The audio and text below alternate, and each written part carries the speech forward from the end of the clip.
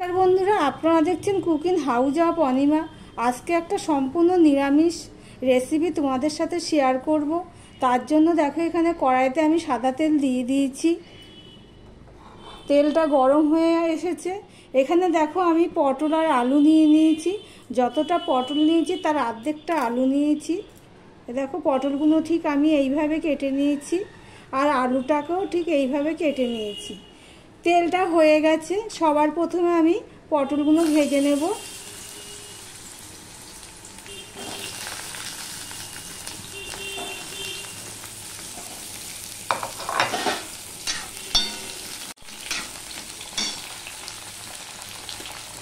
একটু হলুদ দিয়ে দিচ্ছি,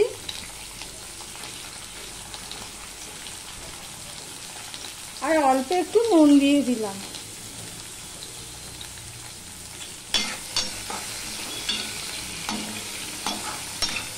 দিয়ে পটলগুলো আমি ভেজে নেব। দেখো পটলগুলো ভাজা হয়ে গেছে, এবার আমি এটা একটা পাত্রে তুলে নিচ্ছি। দেখো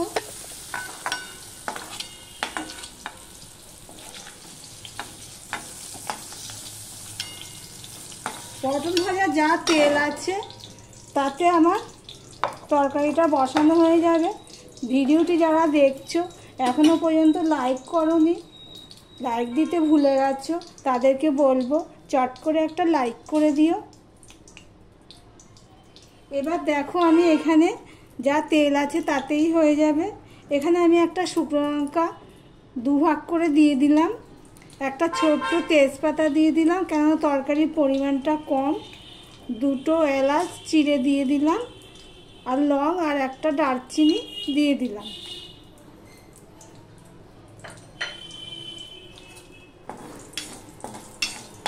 ফোড়ন হয়ে গেছে, গন্ধ বেরিয়ে গেছে।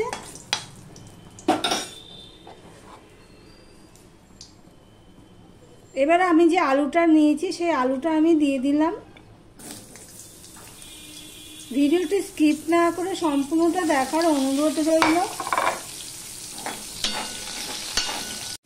একটু হলুদ দিয়ে দিলাম সামান্য, আর অল্প একটু নুন দিয়ে দিচ্ছি। ওখানেও তো পটল ভাজায় নুন দিয়েছি, তাই জন্য সামান্য একটু নুন দিয়ে দিলাম। আলুটা প্রায় অর্ধেকটা মতো ভাজা হয়ে গেছে। এবার এখানে দেখো হাফ চামচ মতো আদা দিয়ে দিলাম।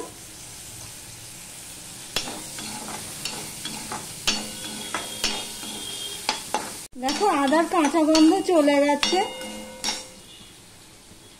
এবারে দেখো এখানে কিছু মশলা নিয়ে নিয়েছি।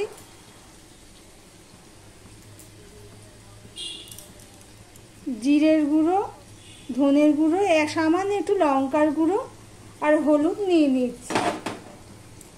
আমি তার আগে এখানে দেখো দুটো কাঁচা লঙ্কা নিয়ে নিয়েছি আর অর্ধেকটা টমেটো নিয়ে নিয়েছি, সেটা আমি দিয়ে দিলাম।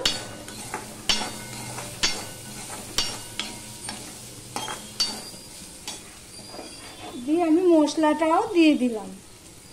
লঙ্কার গুঁড়োটা খুবই সামান্য দিয়েছি, তোমরা চাইলে স্কিপ করতে পারো।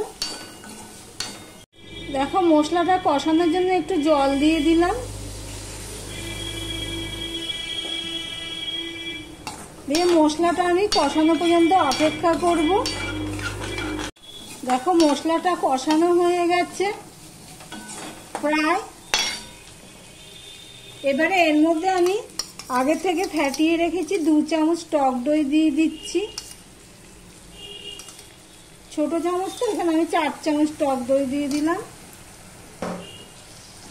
টক দইটা দিয়ে আমি আরেকটুখানি কষিয়ে নেব। গ্যাসের ফ্লেমটা কিন্তু আমি একদম ছোট করে দিয়েছি টক দইটা দেওয়াতে, কেননা দইটা কেটে যেতে পারে, ফেটে যেতে পারে, সেই জন্য।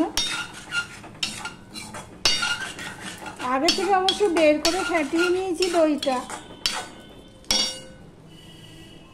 এবার যেহেতু টক দই দিয়েছি সেই জন্য আমি হাফ চামচের মতন চিনি দিয়ে দিলাম।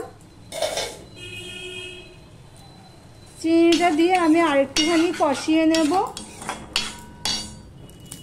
এর মধ্যে আমি একটুখানি কসুরি মেথি আর একটুখানি লঙ্কা মানে কি কাশ্মীরি লঙ্কার গুঁড়ো দিয়ে দিলাম কালারের জন্য। আমার ভিডিওটি যদি ভালো লেগে থাকে প্লিজ লাইক কমেন্ট শেয়ার করে দিও। আর যারা নতুন বন্ধু আমার চ্যানেলে এসেছো, ভিডিও দেখছো, এখনও সাবস্ক্রাইব করোনি, তাদেরকে বলবো আমার চ্যানেলটি সাবস্ক্রাইব করে পাশে থাকতে। দিয়ে আমি একটুখানি মিশিয়ে কষিয়ে নিয়েছি। এবার যে আগে থেকে ভেজে রাখা পটলগুলো সম্পূর্ণটা আমি দিয়ে দিলাম। পটলগুলোর সাথে আমি একটু মিশিয়ে কষিয়ে নেব।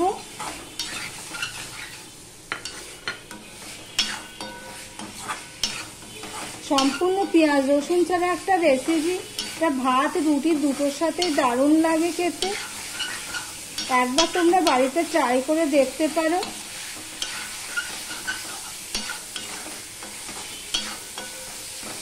আমি কসুরি মেথিটা গুঁড়ো করে দিইনি, গোটায় পাতায় দিয়েছি, তোমরা চাইলে এটা গুঁড়ো করে দিতে পারো।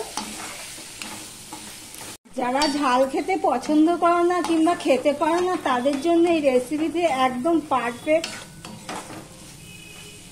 দেখো লঙ্কা তো দিইনি, দুটো কাঁচা লঙ্কা দিয়েছি, তাও ভেঙে দিইনি, গোটাই থাকবে। আমি পরিমাণ মতন জল দিয়ে দিলাম, দেখতেই পেলে। এবার তরকারিটা ফুটে ওঠার জন্য অপেক্ষা করব। দেখো আমি ঢাকা দিয়েছিলাম, যেই ফুটে উঠেছে একটু আঁচটা মিডিয়াম টু লোতে রেখে দিয়েছি। মাঝে এসে আমি একবার নেড়ে দিয়েছি। দেখি সমস্ত কিছু আমার সিদ্ধ হয়ে গেছে। পটল তো ভাজা হয়েছে, সিদ্ধ হয়েছে। এটা একটু রসা রসা হবে, ভাত রুটির সাথে দারুণ লাগে খেতে। তাহলে আমি গ্যাসটা অফ করে দিলাম। ভিডিওটি আজকের মতন এখানেই শেষ করলাম।